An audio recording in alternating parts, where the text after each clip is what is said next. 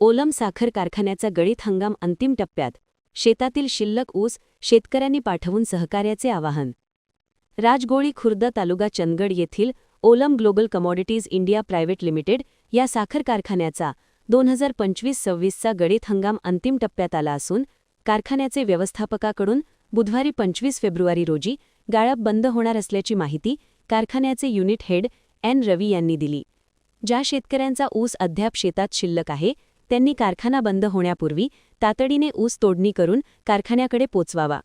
न्यायालयीन वाद, रस्त्याची अडचण किंवा कौटुंबिक वादासारख्या कारणामुळे ज्यांचा ऊस गेला नाही अशा शेतकरी वर्गाने तातडीने कारखाना शेती विभाग ऑफिसशी संपर्क साधून कारखाना बंद होण्यापूर्वी शेतकऱ्यांनी स्वतःहून तोडणी व वाहतूक करून ऊस गाळपासाठी पाठवावे असे आवाहन करण्यात आले आहे. जर कोणत्याही कारणास्तव शेतामध्ये ऊस शिल्लक राहिला तर होणाऱ्या आर्थिक नुकसानीस कारखाना व्यवस्थापन किंवा प्रशासन जबाबदार राहणार नाही, याची सर्व ऊस उत्पादकांनी नोंद घ्यावी. संबंधित ऊस उत्पादकांनी वेळेत आपला ऊस गाळपासाठी पाठवून सहकार्य करावे असे आवाहन कारखान्याच्या व्यवस्थापकाकडून करण्यात आले आहे. महान कार्य न्यूजसाठी प्रकाश ऐनापुरे.